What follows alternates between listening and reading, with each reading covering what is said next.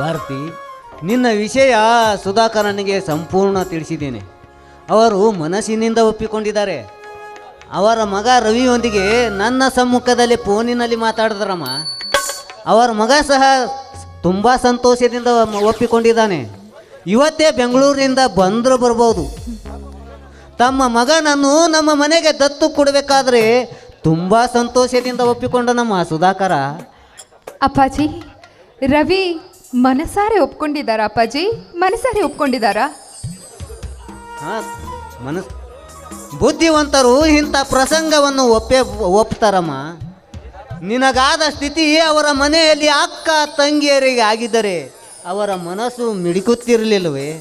ಇದನ್ನು ತಿಳಿದೇ ರವಿ ಮನಸಾರೆ ಒಪ್ಪಿಗೆ ನೀಡಿದ್ದಾನೆ. ಅದೋ ಅಲ್ಲಿ ನೋಡು, ರವಿ ಬಂದೇ ಬಿಟ್ಟ. ಅವನೇ ಸುಧಾಕರ್ನ ಮಗ ರವಿ. ಈಗ ತಾನೇ ಬಂದಂತೆ ಕಾಣುತ್ತೆ. ನಮಸ್ಕಾರ ಯಜಮಾನ್ರಿಗೆ. ನಮಸ್ಕಾರ. ಬಾರಪ್ಪ ರವಿ, ಚೆನ್ನಾಗಿದ್ದೀಯನಪ್ಪ? ಚೆನ್ನಾಗಿದ್ದೀನಿ ಸರ್, ನೀವು ಚೆನ್ನಾಗಿದ್ದೀರಾ? ಆ ಭಾಗ್ಯ ನಮಗೆ ಎಲ್ಲಿಂದ ಬರಬೇಕಪ್ಪ?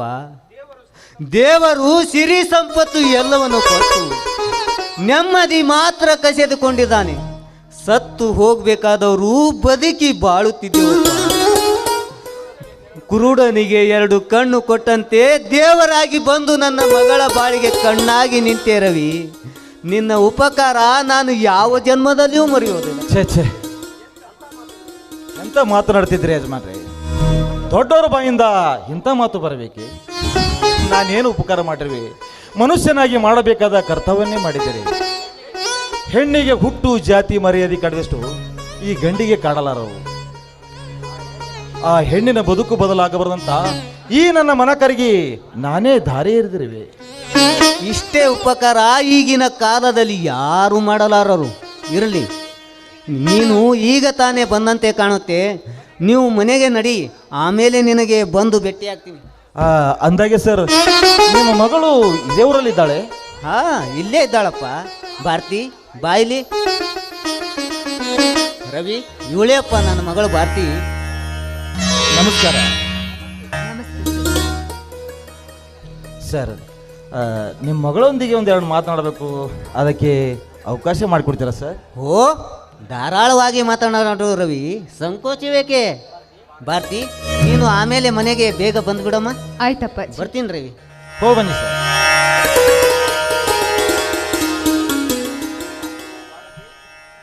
ಭಾರತಿ, ನಿಮ್ಮ ದಾಂಪತ್ಯ ಜೀವನದಲ್ಲಿ ಕೈಗೆ ಬಂದ ತುತ್ತು ಬಾಯಿಗೆ ಬರಲಿಲ್ಲ.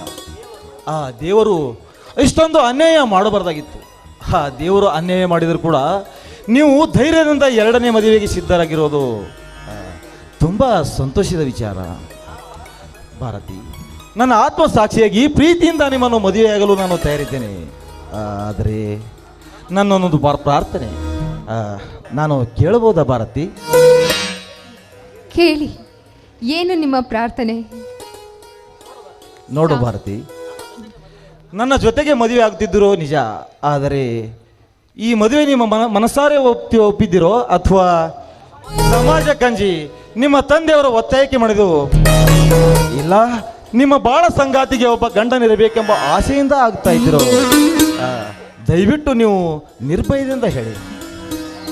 ನೋಡಿ ರವಿ, ಸಮಾಜಕ್ಕೆ ಅಂಜಿ ಅಥವಾ ನನ್ನ ತಂದೆಯ ಬಲವಂತಕ್ಕಾಗಲಿ ನಾನು ಈ ಮದುವೆಗೆ ಒಪ್ಕೊಳ್ಳಿಲ್ಲ. ನನ್ನ ಸ್ವ ಇಚ್ಛೆಯಿಂದ ನನಗೂ ಒಬ್ಬ ಗಂಡ ಬೇಕು, ನಾನು ಗೃಹಿಣಿ ಆಗಬೇಕು, ನನ್ನನ್ನು ಪ್ರೀತಿ ಮಾಡೋ ಒಬ್ಬ ಗಂಡ ಇರಬೇಕು ಅಂತ ಹೇಳಿ ನಾನು ಈ ಮದುವೆಗೆ ಸಿದ್ಧಳಾಗಿದ್ದೀನಿ ರವಿ, ಸಿದ್ಧಳಾಗಿದ್ದೀನಿ. ನಿಮ್ಮ ಮಾತೇನು ನಿಜ ಭಾರತಿ. ಮದುವೆಗಿಂತ ಮುಂಚೆ ನಿಮ್ಮ ಮನದಲ್ಲಿ ಏನಾದರೂ ಒಂದು ಆಸೆ ಇದ್ದರೆ ಅದು ನನ್ನ ಮುಂದೆ ಇವತ್ತು ಈಗಲೇ ಹೇಳಿಬಿಡಿ. ಏಕೆಂದರೆ ನನ್ನ ಜೀವನದಲ್ಲಿ ಮದುವೆ ಆಗಬೇಕಂತ ಸಾಕಷ್ಟು ಹುಡುಗಿರೋ ಪ್ರೀತಿ ಮಾಡಿದೆ. ಆದರೆ ಅವರೆಲ್ಲರೂ ನನಗೆ ಮೋಸ ಮಾಡಿ ದೂರ ಹೋದರು. ಕೊನೆಯ ಪಕ್ಷ ನೀವು ನನಗೆ ಸಿಕ್ಕಿದ್ದೀರಾ. ನನ್ನ ಭಾಗ್ಯ ಅಂತ ತಿಳಿದು ನಾನು ನಿಮ್ಮ ಕೊಳ್ಳಿಗೆ ತಾಳಿ ಕಟ್ಟುತ್ತೇನೆ. ಭಾರತಿ, ಮದುವೆಯಾದ ಮೇಲೆ ಅಕಸ್ಮಾತ್ ನೀವು ನನ್ನ ಪ್ರೀತಿ ಮಾಡಲ್ಲ ಅಂತ ಹೇಳಿದರೆ ಈ ನನ್ನ ಹೃದಯ ಛಿದ್ರವಾಗಿ ಸತ್ತು ಹೋಗುತ್ತೆ ಭಾರತಿ.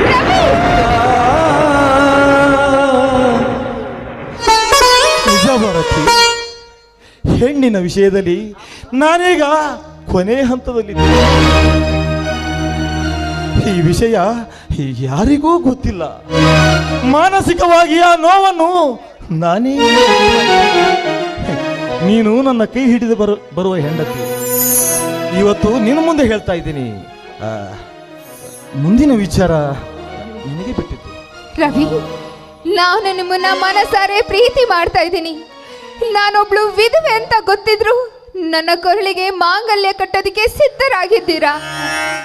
ನಿಮ್ಗೆ ಯಾವತ್ತೂ ಮೋಸ ಮಾಡೋದಿಲ್ಲ. ನಿಮ್ಮನ್ನ ಬಿಟ್ಟು ನನ್ನ ಮನಸ್ಸಲ್ಲಿ ಯಾರನ್ನು ನೆನ್ಸೋದಿಲ್ಲ ರವಿ, ಯಾರನ್ನು ನೆನ್ಸೋದಿಲ್ಲ. ಪ್ರಾಮಿಸ್? ಪ್ರಾಮಿಸ್ ರವಿ.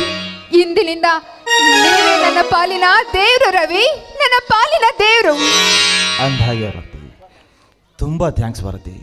ಈ ನಮ್ಮ ಪ್ರಥಮ ಭೇಟಿಯಾದ ಸಂತೋಷ ವ್ಯವಸ್ಥೆಯಲ್ಲಿ ಒಂದು ಏನಾದರೂ ಕಾಣಿಕೆ ಕೊಡ್ತೀಯಾ? ಏನ್ ಬೇಕು? ಒಂದು ಸಿಹಿ ಮುತ್ತು.